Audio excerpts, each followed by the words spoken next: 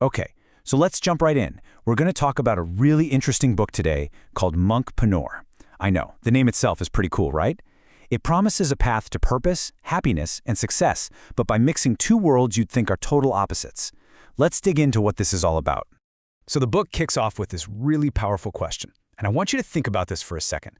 Have you ever felt like something's missing? Even when, on the outside, everything looks perfect.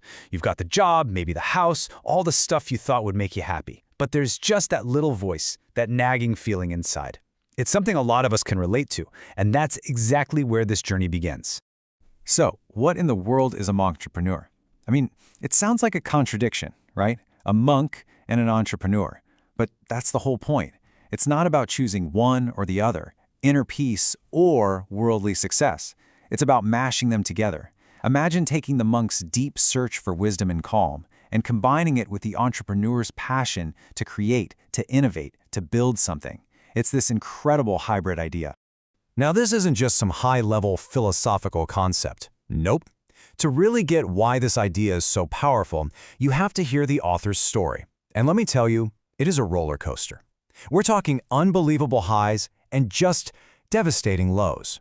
And it's that real-life experience that makes these ideas hit so hard.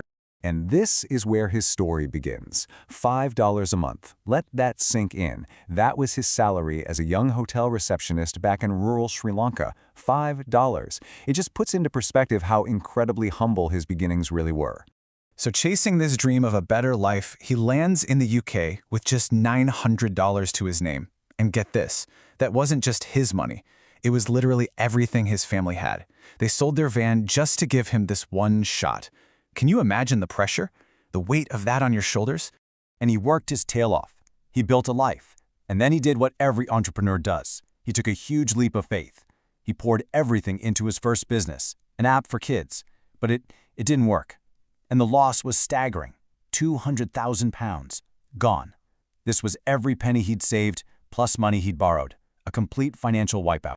And losing the money? That was just the start. It was like a horrible domino effect. The failure cost him his contracting job. The immense strain just shattered his marriage. He was even locked out of his own home. He didn't just lose a business. He literally lost everything. He hit absolute rock bottom. But sometimes hitting rock bottom is the best thing that can happen to you. It forces you to look up. And it was in that moment of total devastation that he found the single most important thing you need for a comeback. A real, powerful, unshakable reason to get back up. His why. And his mantra became this: the best revenge is massive success. Now, what's so cool about this is how he thought about revenge. It wasn't about getting back at anyone. No way. It was an internal thing, a fire inside him. It was a promise to himself that this failure wasn't the end of his story. This became the fuel for everything that came next. And this right here, this is the light bulb moment. The failure forced him to completely rethink what success even means. Before, it was all about the external stuff, right? Chasing more money, a fancier car, a bigger house. But now, he turned his focus inward. The new game wasn't about having more. It was about becoming more. Becoming a better person, making a real impact, giving back. That's the huge shift from that temporary high of buying something new to a deep, lasting fulfillment. Okay, so that sounds great, but how did he actually do it?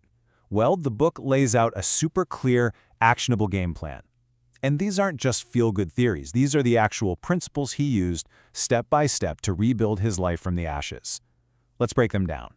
This is basically the roadmap he followed. Number 1, start small. Don't try to boil the ocean, just use what you have right now. 2, listen to your heart. You know that gut feeling? Pay attention to it. If something feels off, have the guts to change it. 3, be brave. You gotta face your fears head on. 4, and this is a big one, don't worry about what other people think. Just block out the noise. And the foundation for all of it, the most important rule of all, never ever give up. So, if you follow this path, what's the reward? What does success really look like on the other side of all that struggle and growth? It boils down to this one powerful idea. Real success isn't about the 24/7 hustle culture, the endless grind. The real prize, the ultimate goal of the Monktrepreneur way, is freedom. And we're not just talking about financial freedom. It's deeper than that. It's a 3-part harmony. First, freedom of time, being in control of your own schedule. Second, freedom of mind, That amazing feeling of peace, not constantly chasing the next thing. And third, freedom of soul, the ability to live a life that actually means something to you. It's when you get all three of those working together. Peace, purpose, and yeah, prosperity too. So after hearing this incredible story and learning these principles, the book does something really important. It turns the camera back on you and asks, okay, are you ready to start your own journey? And this quote from the author, Chaminda Tennakoon, just nails the whole philosophy. Real success isn't about having more, it's about being more. It's not about collecting things, it's about evolving into the person you're meant to be. So if any of this is hitting home for you, if this story is sparking something inside you, then this book, Monktrepreneur, is really meant to be your personal guide. It dives deep into the full story, all the raw details of the failure and the incredible comeback, and it lays out every single principle so you can apply them to your own life. It's your roadmap. And the best part? You can get it right now on Amazon. It's available in print and for your Kindle. And that leaves us with one last massive question that the book wants you to ask yourself. Think about it. You spend every single day climbing a ladder, working so hard. But is that ladder leaning against the right wall? This book is an amazing tool to help you figure that out for yourself.